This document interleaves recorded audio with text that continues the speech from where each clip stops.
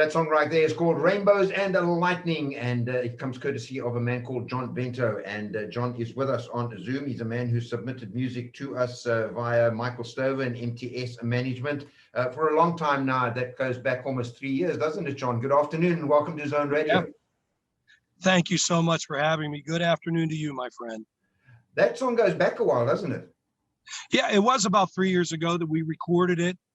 Released the album Love, Lust, and Other Wreckage 2 years ago. Mm-hmm. And, it's funny, we're on to other things, and it was nice to hear it because I don't often revisit past projects. And I think I probably should. Why not? But I'm kind of more forward thinking. There's a lot of good music in the past projects, and we've got most of it here, thanks to Michael Stover and his team. Why not visit the old projects, just as a matter of interest? I mean, I know you say forward thinking, but there's so much good stuff there. Well, I'm so proud of it, and I've been blessed with so many wonderful collaborators. But the issue is that a lot of that material was recorded prior to my vocal cord problems. I'm sorry? I was saying we're going to get to that in a moment. In fact, let's talk about that. You did have some major vocal cord problems. I did. And it was right after the recording of that project, Love, Lust, and Other Wreckage. Thankfully, I was able to get through all those sessions, and then a combination of factors all came about to the point where I actually completely lost my voice, including my speaking voice. So it was scary for quite a while. I had 2 surgeries, neither one of which really helped. But God has blessed me. I've been healing, and I'm just developing a new voice. I just have to accept what I have and be thankful for it. It's a very tough thing to go through as a musician when you well, you don't exactly sing for a living because you've got other businesses as well that you're involved in. You're sort of an entrepreneur outside of being a musician. Correct. I made the decision 20 years ago to not be a full-time musician. I guess I am a very serious hobbyist in music. Mm-hmm. But I love different businesses I'm involved with. I've got a gardening podcast that I am launching because I'm a fanatical gardener. And the love of my life is Band Together Pittsburgh, working with autistic people through music. We're going to get to that. I see you've got a logo on your shirt there called Band Together, and a number of musicians involved in that project, but you certainly are the sort of the hub around which a lot of it rotates because of your standing in the Pittsburgh music community and your longevity within it. People have called you a musical chameleon, which I don't know if that's good. Yeah, look, the lady who's been corresponding with Michael and yourself in setting up this interview this afternoon, her name is Janet, and she said to me, "What kind of music does John play?" I said, "It's a bit of this, a bit of that. It's some country, it's some rock. And a musical chameleon is, I think it's a compliment." Well, thank you. I like to approach different styles just real quickly in the recovery of my voice, my vocal cords. And I started taking lessons, which I should have done 15 years ago. And my goal was to be able to sing a Frank Sinatra song, of course, in a lower key, for my wedding, which was last August. And I was able to accomplish that. I surprised my bride. Lovely. And I sang Fly Me to the Moon. So I love all music. I hope somebody got that on the video. Yeah, they do. There were only 30 people at the wedding, and I was shaking like a leaf. I was so nervous and so scared. It was basically the first song that I had truly sung since about a year and a half or 2 years of problems. Wow. But you're getting through that. And when you say Yes. different voice, do you sound a whole lot different? I must say that No. music, I don't hear too much of a difference. Well, first of all, it's a softer voice, which is good because I mean, you just heard rainbows and lightning when I was, rock and roll kind of thing. And my range is significantly lower, 2 full steps to where I can be comfortable and sing with quality.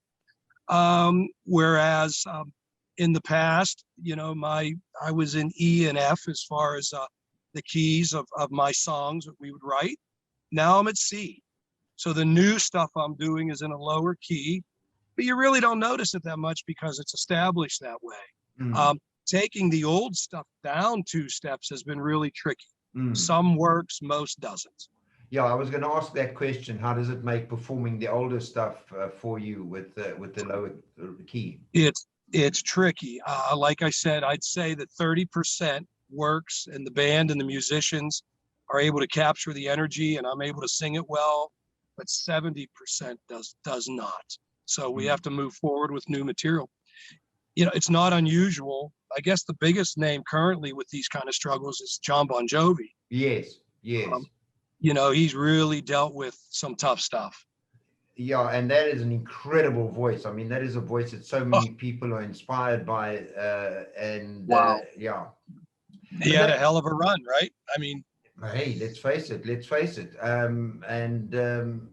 Still one of my musical idols. I saw him perform live. I was disappointed in the show because the one song that I think that they do better than anything else is Bed of Roses, and they came to South Africa and didn't perform it. And that was really disappointing. But John Bon Jovi is, and he is going through a rough patch. He really is. But a lot of vocalists do.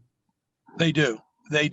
Age, for me, the initial cause of my problems, first of all, years and years of shitty singing technique. I have to take responsibility for that. And then I had kidney cancer 4.5 years ago. Wow. And, when you have significant surgery, they remove my kidney. They stick all those tubes down your throat. Yeah.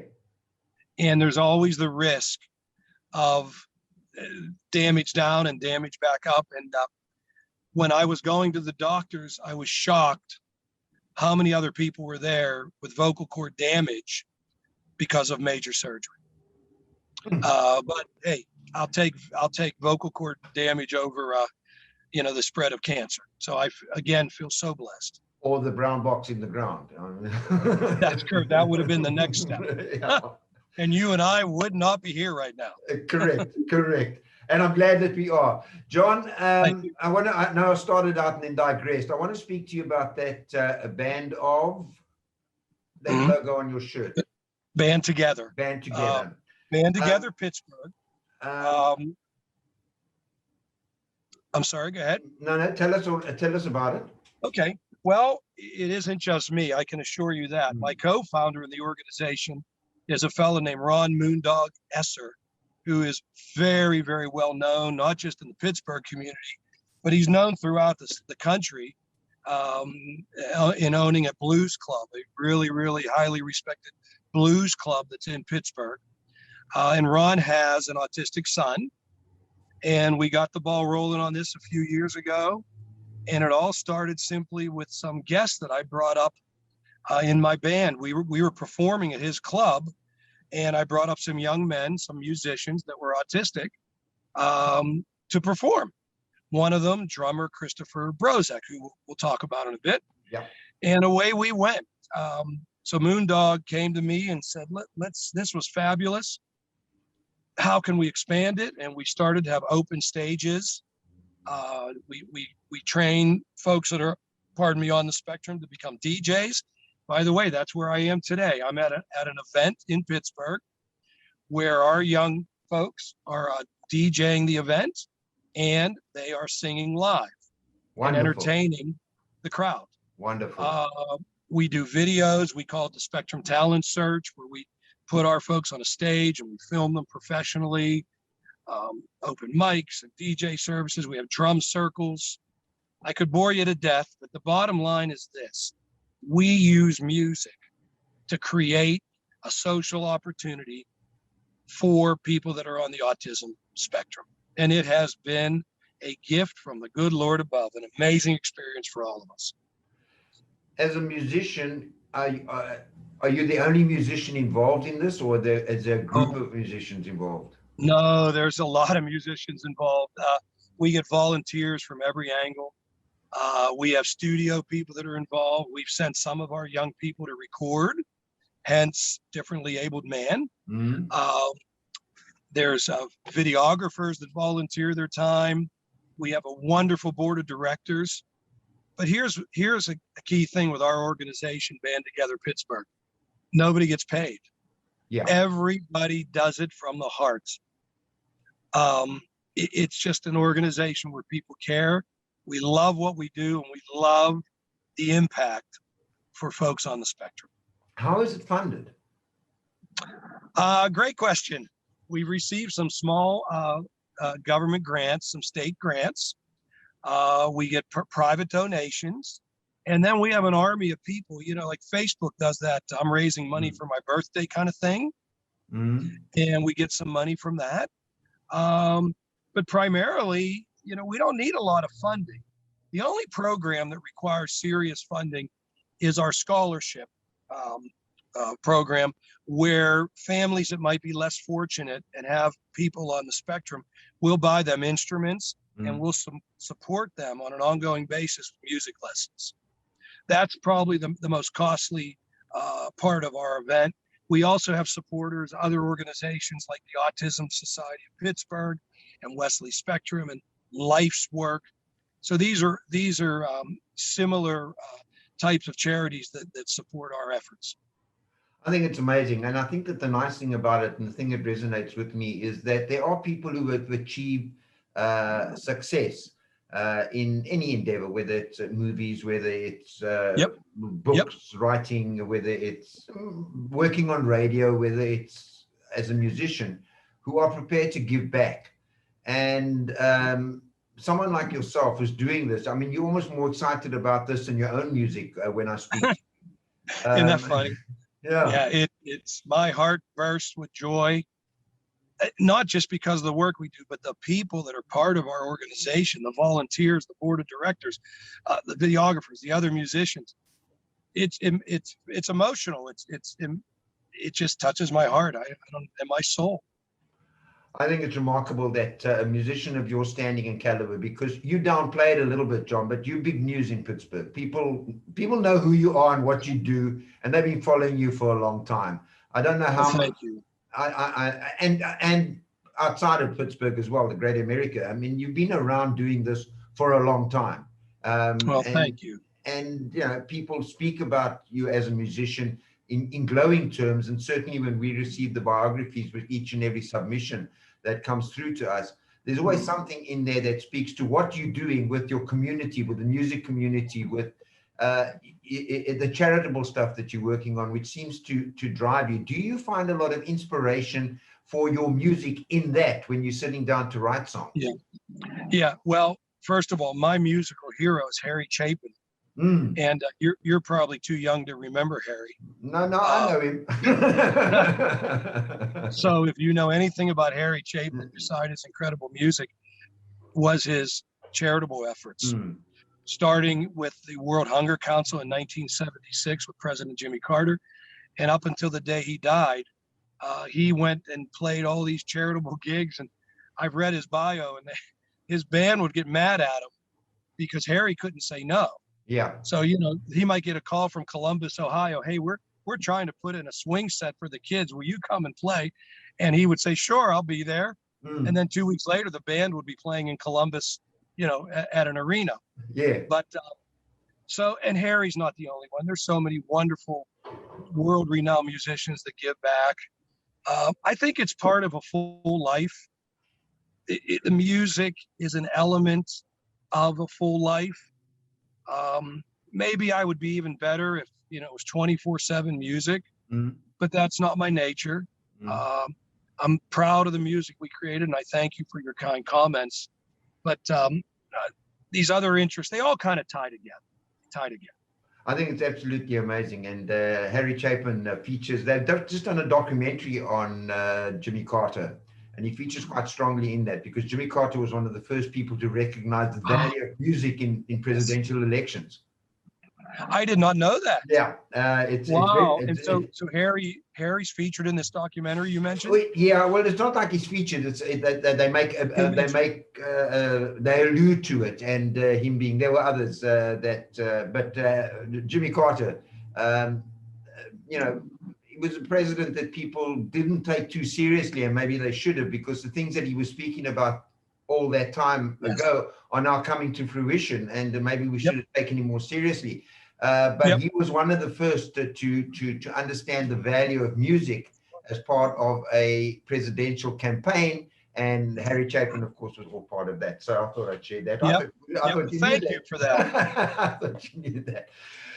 Let's talk for a moment, because I have got two songs lined up to play out this interview. The one is New Mexico City, which is, I think, one of your more recent ones. It is. It's my just released 8 weeks ago. All right, and but I do have Differently Abled Man queued up as well. And I want you to tell people the story about that. The artist is Caitlin Nicole. It's a magnificent song, beautifully sung, well produced. You perform on it, don't you? No, I don't. I help produce it. Okay, help produce it. But it all ties in with this band together, doesn't it? Yes, it does. The song was written by the mother of an autistic boy. Lisa Brozek, her son Christopher Brozek, is that drummer I mentioned to you that I would bring in as a guest with my band, the Needs Hotel Band, occasionally. So Christopher was really at the foundation of Band Together Pittsburgh. And Lisa wrote this beautiful poem called Differently Abled Man. And of course, the story is, just because he's a little different than the rest of us doesn't mean that he can't accomplish great things and be special and so on.